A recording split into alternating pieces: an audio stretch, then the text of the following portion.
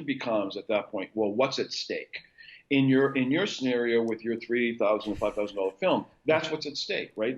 That's your world. That's you want to create that world. And as a filmmaker, I encourage people to do that because that's where you learn how to do all of this, right? Because the process that that you went through for a $5,000 film is no different than the $5 million film. You're still going to go through the same process. The difference is that the stakes are higher. Right. And now, in your scenario A, you're the only person that you're accountable to, or the few people that might have helped you financially to get to that place. In my world, you got investors who are going to be breathing down your back, and they're not only going to be breathing down your back, but if you mess up on a $2,000 or $3,000 film, you can recover from that and go make another $5,000 film and then a $10,000 film. Sure. If you mess up, especially if it's your first one, if you mess up on a $2.5 million film and you can only recover $250,000, you're not making that mansion, my friend.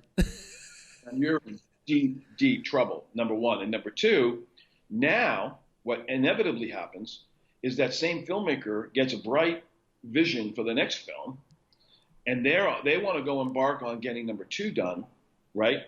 And they're so buried in number one that they're $1.5 million behind, right? And then on top of it, you got the whole distribution thing that happens on top of that. So where I'm coming from is this is what I tell people. There's sort of two paths you can take when it comes to this business.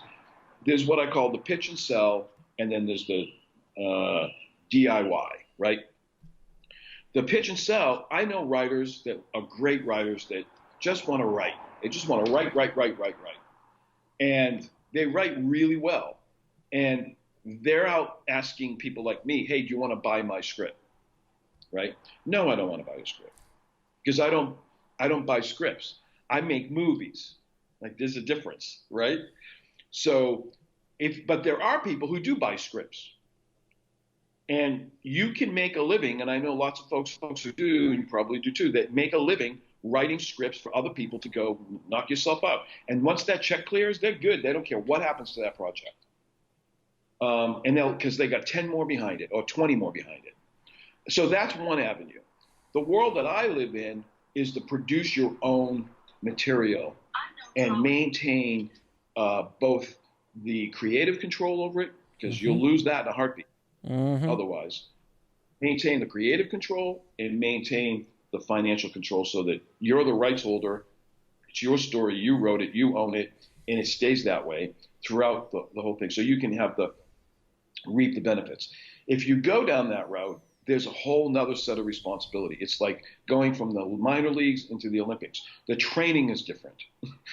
Yeah. And you have to get it. The training is different. You can't mix one up with the other. So if you're going to go play softball with your friends, it's one thing. If you're going to go try out for the Olympic, team, that's a whole different way of operating.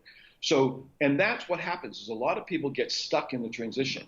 I got a lot of filmmakers that come to me and they've made a couple of short films, right?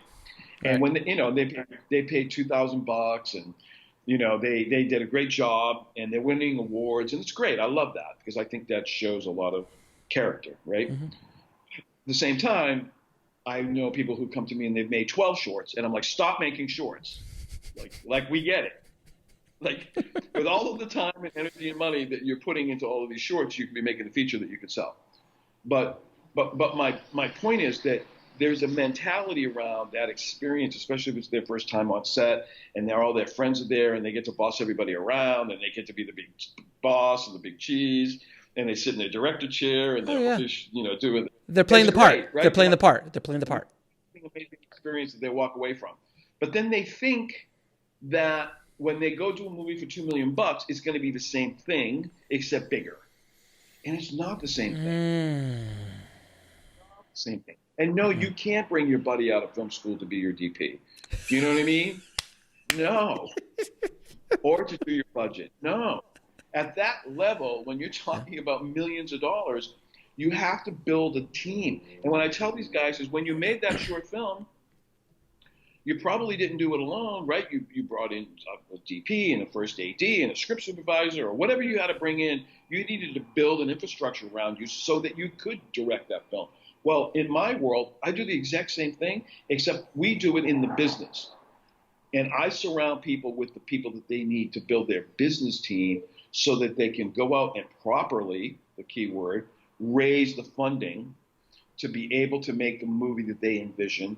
And then we go out and put together the team of professionals that are going to support and surround them so that they can make the best movie possible that we all have the same stake in, because we want to see it get distributed and sold and return investment on. Because if you can do that, especially on their first film, if that should be the goal. The goal shouldn't be to win the Oscar on the first round, although that would be lovely.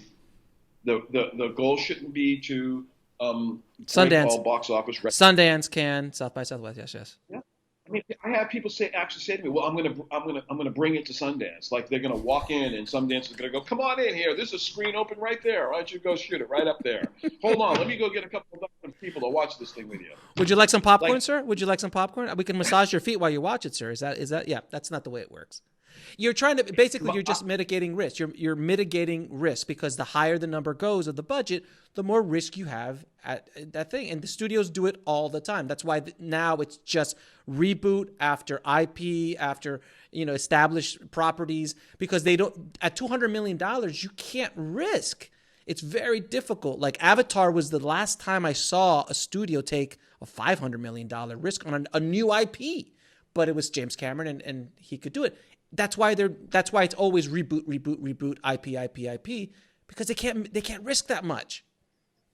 And even then, I don't know when this happened, but I remember it's probably been a good 10 years now. There was a time when there was never any such thing as seeing two studios on one film, right? Everybody was competing with each other. It was either Paramount or Universal or WB. Correct. Now you see them working together, but for that reason. Because if they're gonna work on a $150 million project, why don't we put up $75 million each and share the risk and utilize our resources instead of fighting with each other? Why don't we join each other and make this thing a huge hit? And that's what's been happening now, is that they've started to smarten up and team up. And then there's Cats. And there's Cats. Which I haven't seen, so I can't really say. I can't wait to see it.